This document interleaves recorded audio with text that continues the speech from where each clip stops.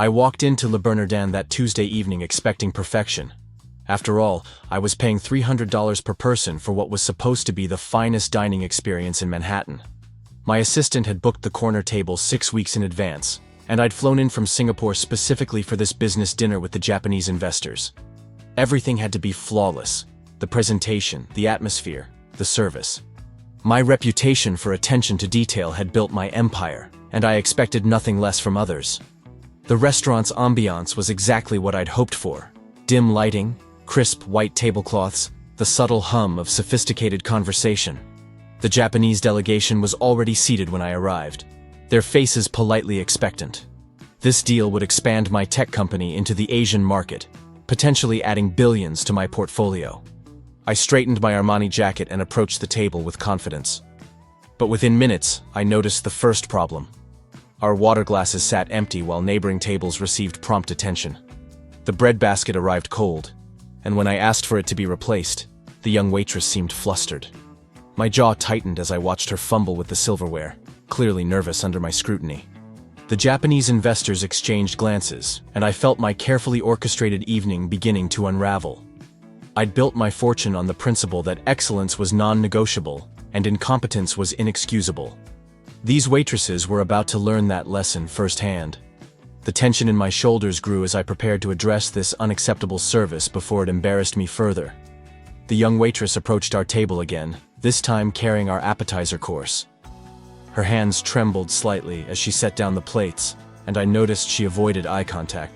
The presentation was adequate, but she'd forgotten the lemon garnish I'd specifically requested. "Excuse me," I said, my voice carrying the authority that had silenced boardrooms. "I asked for lemon with the oysters." She turned pale and stammered an apology. "I'm so sorry, sir. I'll get that right away." But before she could leave, I continued. "This is the third mistake you've made in 20 minutes. Are you new? Or is this the standard of service I should expect here?" The girl's face flushed red, and I could see tears forming in her eyes. The other diners at nearby tables had begun to notice our exchange, their conversations growing quieter. The Japanese investors sat uncomfortably, clearly disturbed by the scene I was creating. But I felt justified in my criticism. I was paying premium prices for premium service, and this girl was failing to deliver. "I understand you're sorry," I continued, my voice growing colder. "But sorry doesn't fix the fact that you're ruining an important business dinner. Perhaps you should consider whether you're suited for this level of establishment." The words came out harsher than I'd intended, but I was frustrated and embarrassed. The waitress stood frozen for a moment, then hurried away toward the kitchen. I turned back to my guests, trying to regain my composure and salvage the evening. But I could see the disapproval in their eyes, and I realized my outburst had created a different kind of problem entirely. 20 minutes later, a different waitress arrived with our main course. She was older, perhaps in her 50s, with graying hair pulled back in a neat bun. Her approach was more confident than the younger girls, but I was already on edge from the previous service failures. The lamb was perfectly prepared, but she'd brought the wrong wine to accompany it. "This is a Cabernet," I said, holding up the bottle. "I ordered the Bordeaux." She checked her notepad and nodded apologetically. "You're absolutely right, sir. I'll bring the correct bottle immediately." But my patience was already exhausted. The Japanese investors were checking their phones, clearly uncomfortable with the evening's progression. I could feel the deal slipping away with each mistake. "How is it possible," I said, my voice rising slightly, "that in a restaurant of this caliber, we can't get a simple wine order correct? This is basic service, not rocket science." The older waitress maintained her composure better than the younger one had, but I could see the hurt in her eyes. "Sir, I take full responsibility. Let me speak with the manager and ensure the rest of your evening is perfect." But I was beyond the point of calm resolution. Perfect? The evening is already ruined. I bring important clients here expecting the best, and instead, I get amateur hour. The words hung in the air like a toxic cloud. Other diners were now openly staring, and I could hear someone at a nearby table whisper about my behavior. The older waitress nodded stiffly and walked away, her dignity intact despite my harsh words. I turned back to my guests, but the damage was clear in their expressions. The atmosphere at our table had become glacial. The Japanese investors spoke only when directly addressed, their previous warmth replaced by polite but distant professionalism. I tried to salvage the business discussion, but my outbursts had fundamentally changed the dynamic. In Japanese culture, public displays of anger and disrespect toward service workers were particularly offensive, and I'd managed to violate both principles spectacularly. The restaurant manager appeared at our table, a distinguished man in his 60s who carried himself with quiet authority. "Mr. Harrison," he said calmly, "I understand there have been some service issues this evening. Please allow me to personally ensure the remainder of your dinner meets your expectations." I nodded curtly, still feeling justified in my complaints. "I hope so. This level of incompetence is unacceptable." But even as I spoke the words, I noticed something in the manager's eyes. Not fear or deference, but something closer to disappointment. The young waitress I'd yelled at earlier was visible through the kitchen service window, speaking with an older woman who appeared to be comforting her. The sight bothered me more than I wanted to admit. I'd always prided myself on being demanding but fair, yet the scene suggested something different. The older waitress returned with the correct wine, her service now flawless, but noticeably cold. She poured each glass with professional precision, but the warmth that had characterized her initial approach was gone. The Japanese investors accepted their wine with polite nods, but I could see they were already mentally preparing their exit strategy. My reputation for excellence was supposed to impress them, but instead, my behavior had revealed something ugly about my character that no amount of success could mask.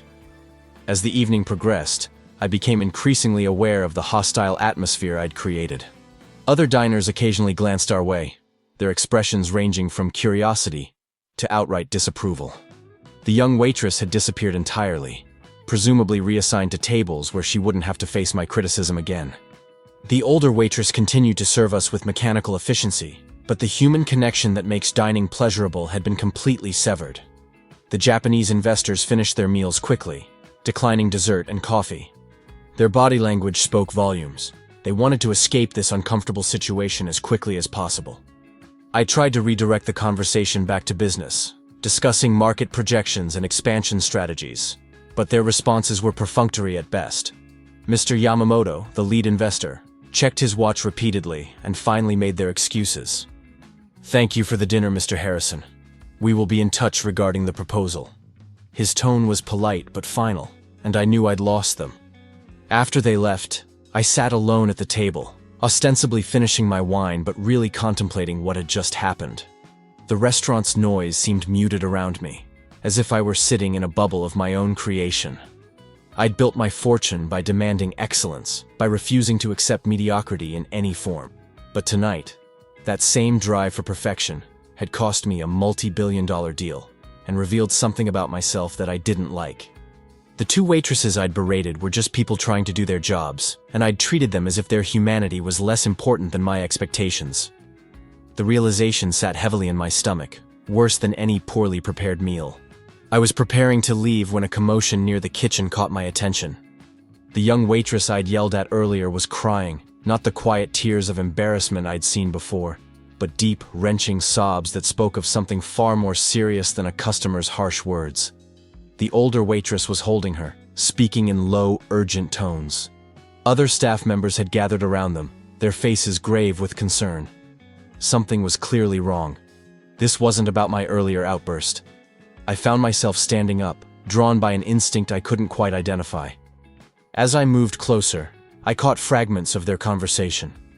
The young girl was saying something about a phone call, about a hospital. The older waitress was stroking her hair and making soothing sounds, but her own face was pale with worry. "Emma, honey, we'll figure this out," she was saying. "Don't worry about anything here, just focus on what you need to do." The manager approached the group, his earlier composure replaced by genuine concern. "Take all the time you need," he told the crying girl. "Your job will be here when you're ready to come back." I stood frozen, eavesdropping on what was clearly a private moment of crisis. The girl's sobs grew louder, and she kept repeating, "I can't afford this," between gasps for air.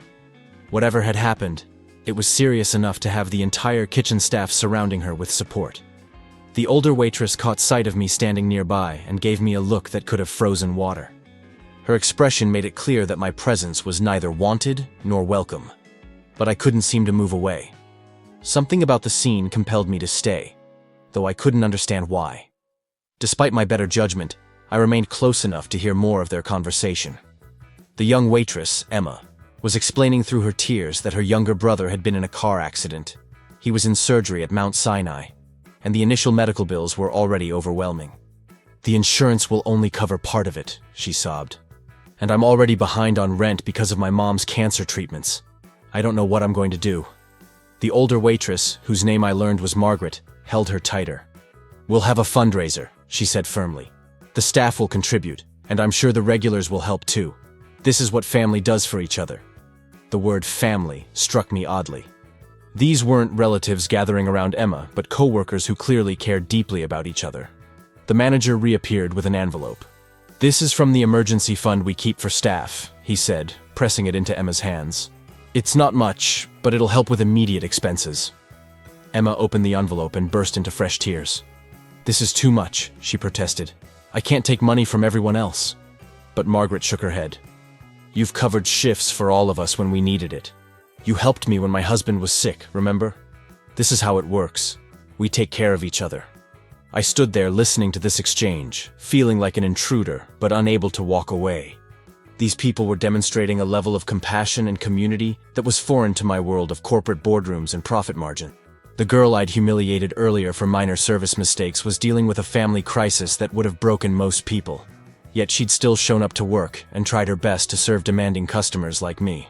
Block 8. The moment of clarity. As I watched the restaurant staff rally around Emma, something fundamental shifted in my perspective. The young woman I'd berated for forgetting lemon garnish was facing medical bills that could bankrupt her. The older waitress I'd lectured about wine selection was using her own break time to comfort a colleague in crisis. These weren't just service providers who'd failed to meet my standards. They were human beings with real problems, real struggles, and real compassion for each other. The contrast with my own behavior was stark and uncomfortable. I'd built my fortune by viewing people as assets or liabilities, measuring their worth by their productivity and efficiency. But watching this scene unfold, I realized I'd lost sight of basic human decency somewhere along the way. My success had insulated me from the kind of struggles these people faced daily, and my wealth had made me forget what it was like to worry about medical bills or rent payments. Emma was still crying, but her sobs had quieted to occasional hiccups. Margaret continued to hold her, murmuring words of comfort and practical advice about insurance claims and payment plans. Other staff members offered their own suggestions and support, creating a safety net of human kindness that money couldn't buy. The manager returned with a phone. "I called my wife," he told Emma. "She's a nurse at Mount Sinai. She's going to check on your brother and make sure he's getting the best care possible." This simple act of going above and beyond struck me more powerfully than any business presentation I'd ever witnessed. Here was leadership that actually mattered, not the kind that maximized profits, but the kind that protected and supported the people who depended on you. Block 9. The internal struggle. I retreated to my table, my mind reeling from what I'd witnessed. The expensive wine tasted like ash in my mouth as I contemplated the collision between Emma's crisis and my own petty complaints.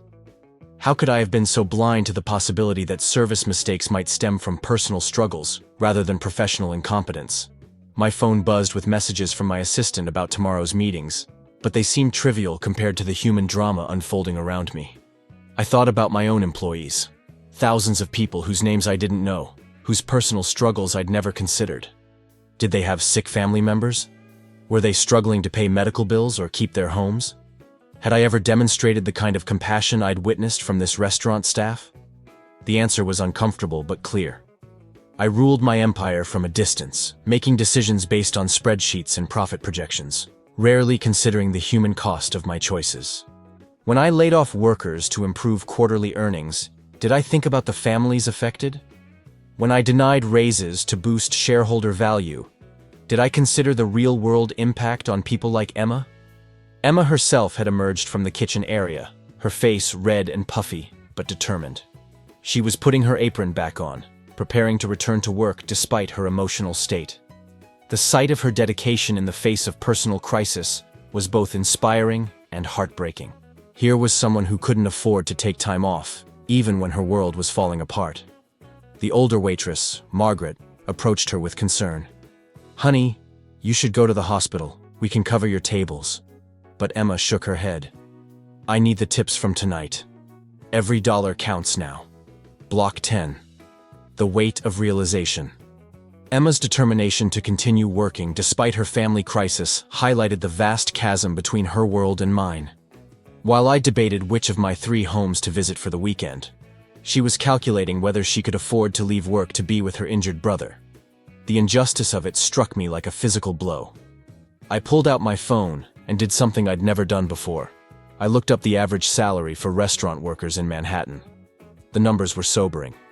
Even working full-time, most servers barely earned enough to cover basic living expenses in the city. Add medical emergencies or family crises, and the financial strain became crushing. I thought about the tip I'd planned to leave, 15% of the bill, calculated precisely according to my usual standards. Given my complaints about the service, I'd even considered reducing it. But now that tip represented hours of work for Emma, money she desperately needed for her brother's medical bills. My own wealth had grown so vast that I'd lost all sense of proportion about what money meant to people who actually needed it. While I accumulated millions in abstract numbers on financial statements, people like Emma counted every dollar as a matter of survival. The young woman was now moving between tables with renewed focus, her professional mask firmly in place despite the crisis she was facing. Watching her serve other customers with grace and efficiency, I realized that her earlier mistakes hadn't been signs of incompetence, but evidence of the enormous pressure she was under. The older waitress, Margaret, checked on her regularly, providing the kind of workplace support I'd never thought to offer my own employees. Their relationship demonstrated something I'd forgotten in my climb to success: that treating people with dignity and compassion wasn't just morally right, it was the foundation of any truly successful organization. Block 11. The decision point. I sat at my table for another hour, watching the restaurant's evening rhythm continue around me. Families celebrated birthdays, couples shared intimate conversations, business associates conducted their affairs with far more civility than I'd demonstrated. The normalcy of it all contrasted sharply with the crisis I'd witnessed and my own internal turmoil. Emma continued to work, though I noticed other staff members discreetly checking on her throughout the evening. Margaret had taken on extra tables to lighten Emma's load, moving with the efficiency of someone who'd spent decades in the service industry. The manager made several trips to the kitchen, clearly coordinating coverage and support for his struggling employee. I found myself thinking about my own leadership style. When employees in my company faced personal crises, how did I respond? Did I even know when they were struggling? The honest answer was that I maintained such distance from day-to-day operations that I was completely disconnected from the human side of my business. My focus on the bottom line had blinded me to the human costs of my decisions. As the evening wound down, I made a decision that surprised me. Instead of leaving immediately, I approached the manager's station where he was reviewing the evening's receipts. He looked up with the cautious politeness reserved for difficult customers. "Yes, Mr. Harrison? I trust everything was satisfactory with your dinner?" The question hung between us, loaded with meaning. We both knew my behavior had been far from satisfactory, regardless of the food quality. "I'd like to speak with you privately," I said. "About the young woman who's been having difficulties tonight." His expression became guarded. "I'm not sure what you mean, sir." But I pressed on. "The waitress with the family emergency. I couldn't help but overhear some of her situation." Block 12. The revelation. The manager, whose name I learned was David Chen, led me to a quiet corner near the bar. His demeanor remained professional, but wary, clearly uncertain about my intentions. "Emma is going through a difficult time," he acknowledged carefully. "But I can assure you it won't affect the quality of service we provide."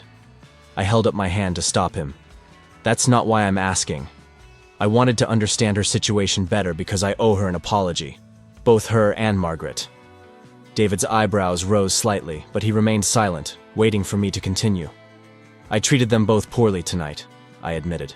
"I was focused on impressing my business associates and lost sight of the fact that they're human beings doing their best under difficult circumstances." The admission felt strange on my tongue. I couldn't remember the last time I'd apologized to anyone, let alone a service worker. "Emma's brother was in a car accident," David explained, his protective instincts clearly warring with his desire to maintain customer relations. "She got the call during her shift but couldn't afford to leave. Medical bills, you understand?"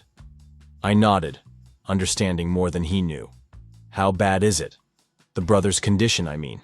David's professional mask slipped slightly. Touch and go. Multiple surgeries needed, extended hospital stay. The family doesn't have insurance that covers everything. The weight of Emma's situation settled fully on my shoulders. While I'd been complaining about minor service issues, she'd been serving tables with the knowledge that her brother might die and that the medical bills would financially destroy her family. I want to help, I said quietly, but I'm not sure how to approach it appropriately. David studied my face, perhaps looking for signs of sincerity or hidden motives. Why? He asked simply. The question deserved an honest answer. Block 13, the sentence that changed everything. I took a deep breath before answering David's question, knowing that my response would reveal more about myself than I was comfortable sharing. Because I've spent so many years building my fortune that I forgot what it means to be human, I said quietly. Watching your staff tonight reminded me of something I lost along the way. David nodded slowly, his wariness beginning to fade. Emma won't accept charity. She's proud, independent. It would have to be handled carefully. I understood that kind of pride. It was what had driven me to succeed in the first place. What if it wasn't charity? What if it was an opportunity? An idea was forming in my mind, born from the combination of guilt and genuine respect for what I'd witnessed. My company has a new program for supporting working families facing medical crises. Emma could be our first recipient. It wasn't entirely a lie. I could create such a program easily enough. David considered this. She'd want to earn it somehow. That's just who she is. I nodded. We'll find a way to make it feel earned. Maybe she could speak at some of our corporate events about the challenges facing working families. Turn her experience into advocacy that helps others. As we talked, Emma appeared nearby, finally finished with her shift. She looked exhausted but determined, counting her tip money carefully. David gestured for her to join us, and she approached hesitantly, clearly recognizing me as the difficult customer from earlier. Emma, David said gently, Mr. Harrison has something he'd like to say to you. I looked at this young woman who'd shown more strength and dignity in one evening than I'd demonstrated in years of success. Emma, I owe you an apology. I was completely out of line earlier, and I'm sorry. She started to speak, but I continued. More than that, I'd like to discuss something that might help with your brother's medical expenses. Then I said the sentence that would freeze the entire restaurant. I'm going to cover all of your brother's medical bills, and I'd like to offer you a position with my foundation to help other families facing similar crises. The words hung in the air as Emma stared at me in disbelief, and every conversation in the restaurant gradually stopped as people processed what they'd just heard.